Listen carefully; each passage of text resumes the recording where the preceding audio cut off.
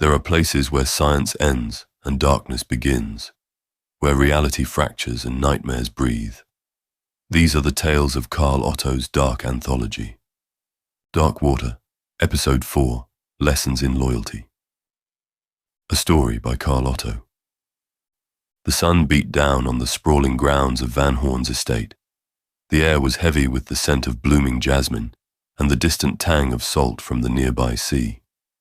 The estate was a picture of opulence, with manicured lawns that stretching out like green velvet carpets and pristine white stone paths winding through immaculately maintained gardens. In the center of the estate stood the main house, a grand, two-story structure of whitewashed stone and dark wooden beams.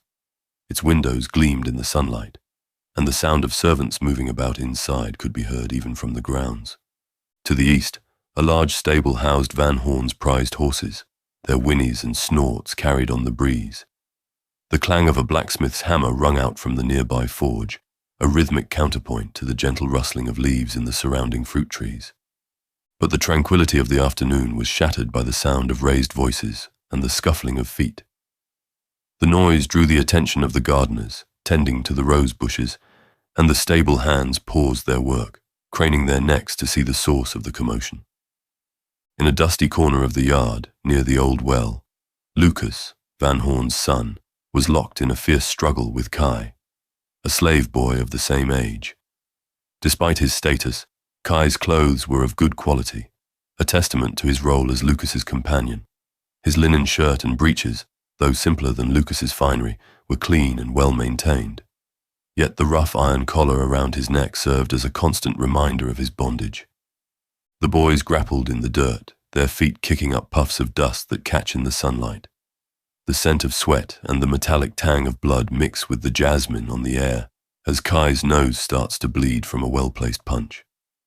Kai had the upper hand, his wiry frame belying a scrappy strength. He pinned Lucas to the ground, his fist raised, ready to strike. Lucas squirmed beneath him, his face red with exertion and embarrassment, his fine clothes now smeared with dirt and grass stains. "Yield!" Kai demanded, his voice high and fierce, rang out across the grounds.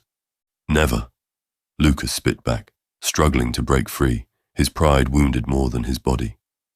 The sounds of their fight, the grunts, the thuds, the shouted taunts, echoed across the estate, drawing more and more attention.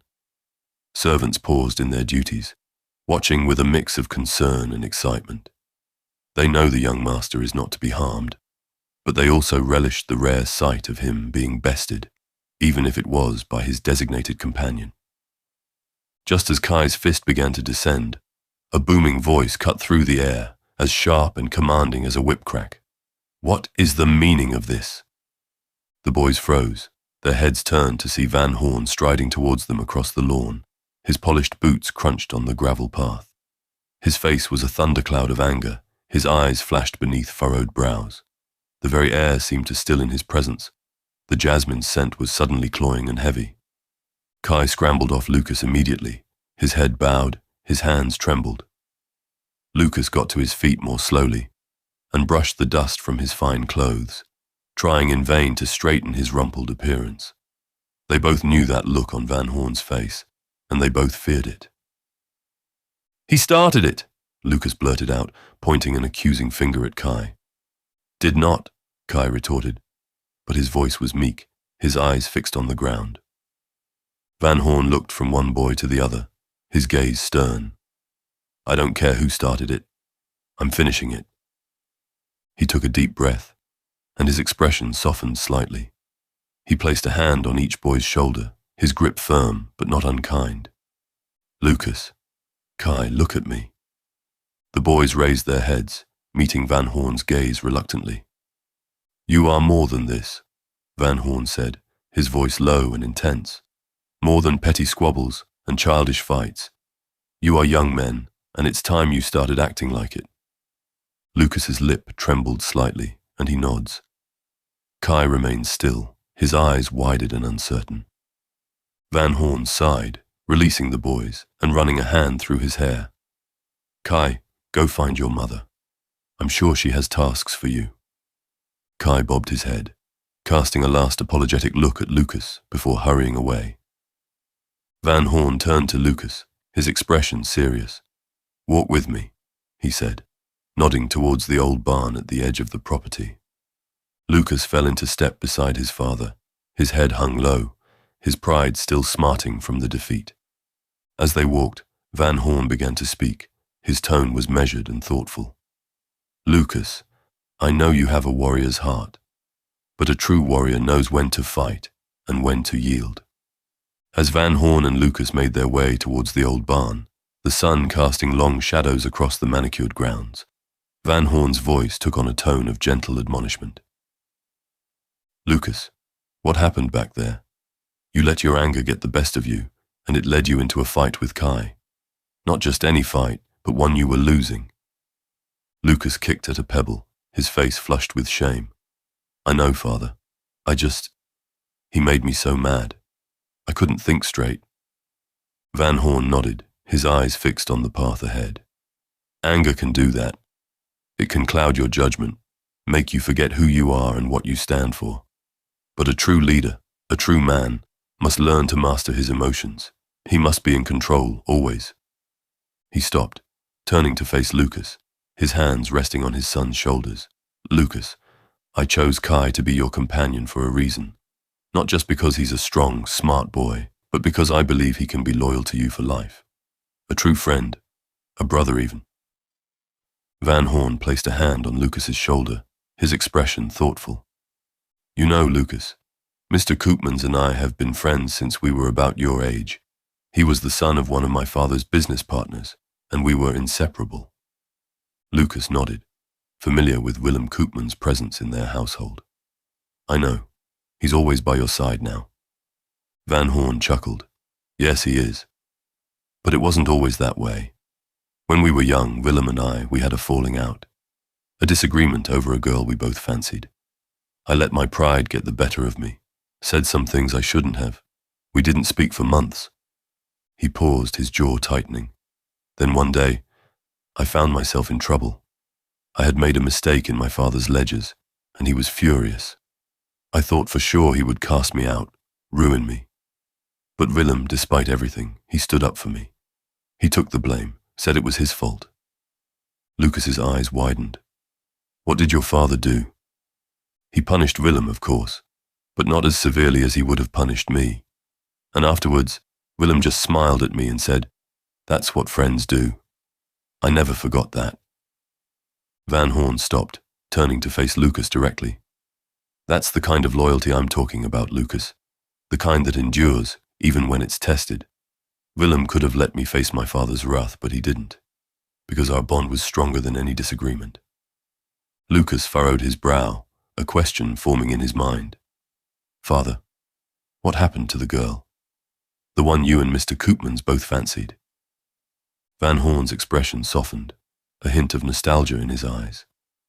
"Ah, the girl. Well, as it turned out, she fancied me too. We courted for a while after Willem and I reconciled." Lucas's eyes widened. "What happened then?" A smile played at the corners of Van Horn's mouth.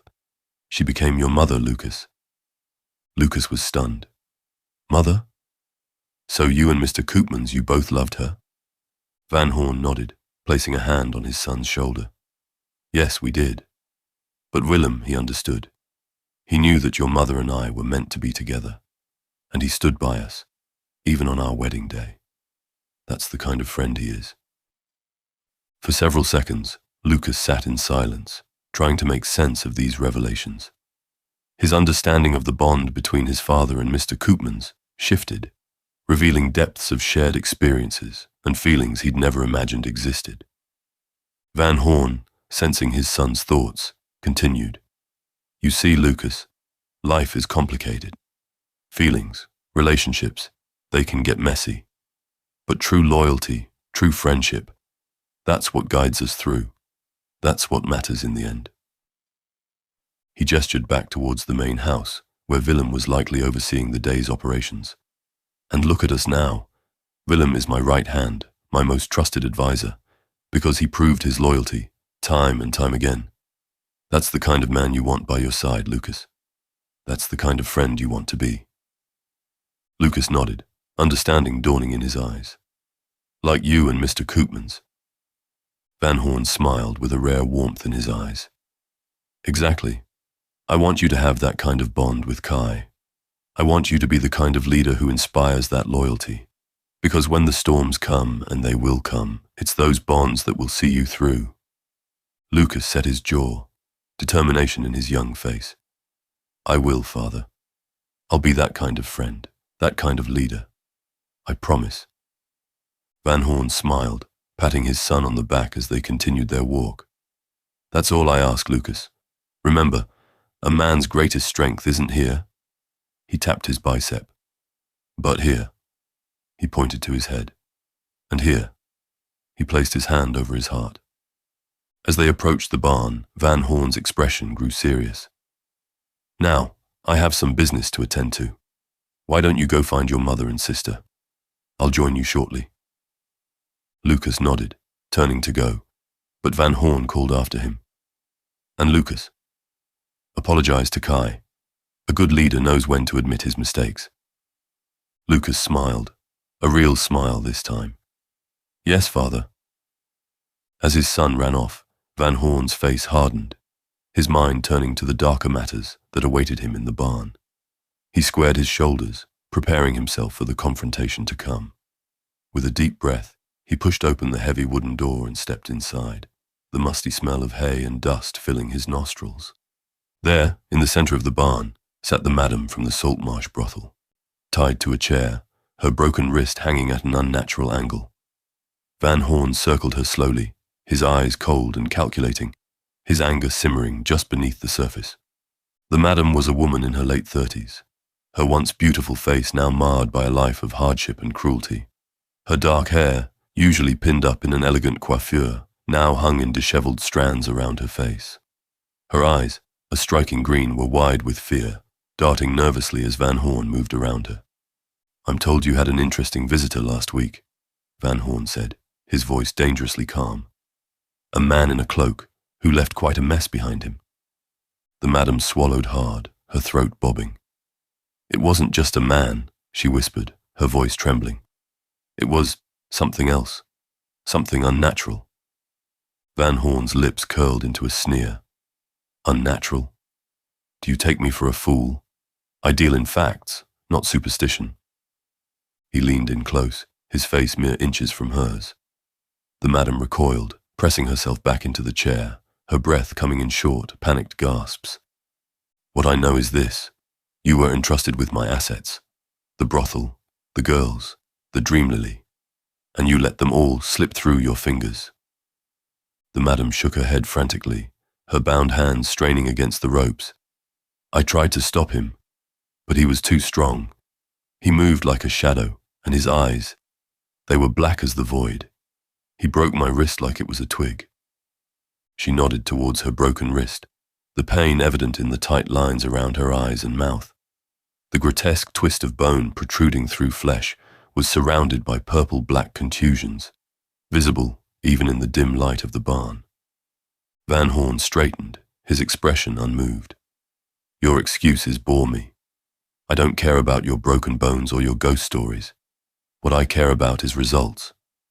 He began to pace, his hands clasped behind his back. The madam's eyes followed him, her body tensing with each step. This dark water, as they call him, has become a thorn in my side, disrupting my operations, interfering with my business. It's time I dealt with him myself. The madam's eyes widened, her face pale. You don't understand. He's not just a man. He's a demon, a monster. You can't fight him alone. Van Horn whirled on her, his eyes blazing. The madam cowered, shrinking into herself as much as her bonds would allow. I am Adrian Van Horn. I have built an empire on the backs of men and monsters alike. I will not be undone by some vigilante in a cloak. He nodded to his men, who stood at attention. The madam began to tremble, her eyes brimming with tears. Get rid of her. Leave her body somewhere public. Let it serve as a message to all who would fail me. The men moved forward, their faces grim. The madam began to scream, her voice raw with terror. She thrashed in her bonds, her face contorted in fear and pain as they dragged her from the barn. Van Horn watched them go, his features frozen in stone-like detachment. He turned to the window, gazing out at the darkening sky. "You think you can challenge me, Darkwater?" he murmured, his voice low and menacing. "You have no idea what you're up against. I will find you, and I will destroy you, and all of Saltmarsh will learn the price of defying Van Horn." As he stood silhouetted against the fading light, Van Horn's resolve hardened. The confrontation with Darkwater was inevitable now. It was no longer just about business. It was personal, and Van Horn never lost. With a final glance at the darkening sky, Van Horn turned and strode out of the barn, his footsteps echoing on the cobblestone path. As he approached the manor, he took a deep breath, composing himself. He couldn't let his family see the turmoil that raged within him. He had to be the pillar of strength, the unshakable head of the household. With a practiced smile, he stepped through the grand doorway and into the warmth of his home. The dining room of the Van Horn Manor was a grand affair, with high ceilings, ornate tapestries, and a long, polished table that could comfortably seat 20 guests. Tonight, however, the table was set for a more intimate gathering, just the immediate Van Horn family. Van Horn sat at the head of the table, his wife Johanna to his right, and his children, Lucas and Magdalena, to his left. The servants moved silently around them, placing dishes of steaming food before each member of the family. Lady Van Horn, a stately woman with an air of quiet elegance, smiled at her husband. "How was your day, my dear? I heard there was some commotion in the yard earlier." Van Horn waved a dismissive hand. "Just a minor scuffle between Lucas and his companion. Nothing to worry about. I've already dealt with it." Lucas shifted uncomfortably in his seat, his eyes fixed on his plate. Magdalena, a precocious girl of 10, looked up curiously. "What happened, Lucas? Did you get in a fight?" "Hush, Magdalena," Johanna scolded gently. "It's not polite to pry." Van Horn chuckled. "It's all right, my dear. Children will be children. What matters is that Lucas learns from his mistakes. Isn't that right, son?" Lucas nodded, finally meeting his father's gaze. "Yes, father. I understand now. I won't let it happen again." "Good," Van Horn said, his tone softening slightly. "I know you have it in you to be a great leader, Lucas. You just need to remember what's important." As the family began to eat, the conversation turned to more pleasant topics. Magdalena's progress with her embroidery, Johanna's plans for the upcoming social season, the latest news throughout the colonies. But beneath the surface, tensions simmered. Van Horn's mind kept drifting to the interrogation in the barn, to the threat of Darkwater and the challenges to his authority. Johanna sensed her husband's distraction, but knew better than to pry in front of the children. Lucas, too, was lost in thought, his father's words about loyalty and leadership echoing in his mind. He glanced at Magdalena, wondering if he would ever have to make the kind of choices his father spoke of. Choices between friendship and duty, between his heart and his head. As the servants cleared away the last of the dishes, Van Horn pushed back his chair and stood. "If you'll excuse me, I have some business to attend to in the study. Johanna, I'll join you in the drawing room shortly." Johanna nodded, her expression carefully neutral. "Of course, my dear. Children, it's time for your lessons. Run along now." As the family dispersed, each to their own pursuits, the weight of unspoken worries hung in the air. In the flickering candlelight of the dining room, the grandeur of the Van Horn name seemed suddenly fragile, as if one strong gust could topple it all like a house of cards. But while the Van Horns retired to their gilded chambers, a far darker scene was unfolding in the shadows of the estate. In the old barn, far from the warmth and light of the manor, the air was thick with the stench of fear and blood. The coppery tang of fresh wounds mingled with the sour reek of sweat and the musty smell of old hay, creating a nauseating mucus that clung to the back of the throat. Here, in this dimly lit space, the true nature of the Van Horns' power was laid bare, written in the suffering of those they deemed beneath them. Kai's father hung upside down from the rafters, his back a lattice of bloody welts. Each ragged breath he drew was labored, a wet, gurgling sound that spoke of the damage done to his body. He groaned in pain as the overseer's whip cracked against his flesh, the sound sharp and cruel in the close confines of the barn. Kai stood in the corner, his face streaked with tears, his small body shaking with each blow. The rough wood of the barn wall dug into his back as he pressed himself against it, trying desperately to distance himself from the horror before him. But it wasn't the overseer who held his attention. It was the man standing beside him, Willem Koopmans, Master Van Horn's right-hand man. Mr. Koopmans was a tall, lean figure, with a face that might have been handsome if not for the coldness in his pale blue eyes. He watched the whipping with a detached, almost bored expression, as if this were just another tedious task in his day. The flickering light of the lanterns cast harsh shadows across his features, making him appear even more sinister. As the overseer delivered a particularly vicious blow, Kai's father cried out, his body convulsing in agony. The sound of his pain was raw and primal, echoing off the barn walls. Kai couldn't hold back a sob, the sound escaping his throat before he could stop it. Willem's gaze snapped to him, his eyes narrowing. "Quiet, boy," he said, his voice soft but laced with menace. Each word was enunciated clearly, the tone calm and measured, but the underlying threat was unmistakable. "You brought this upon him." Kai shrank back, trying to make himself as small as possible. The smell of his own fear was sharp in his nostrils, mixing with the other odors in the barn. But Koopmans stepped closer, looming over him like a shadow.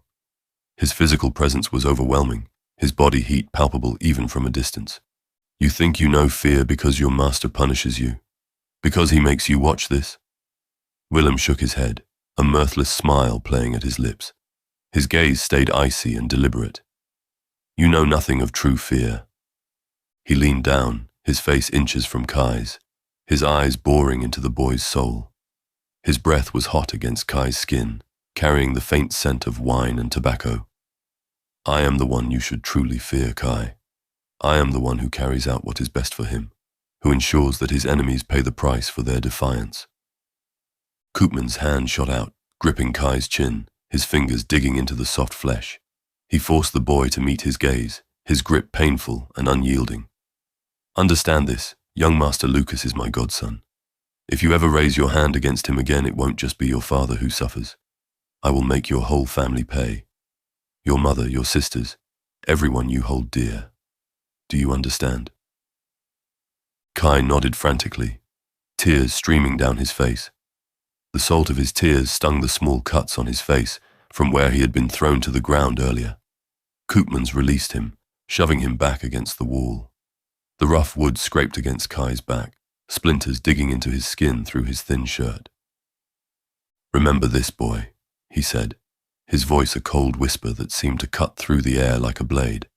"The Master's mercy is the only thing standing between you and me, for my mercy is in very short supply."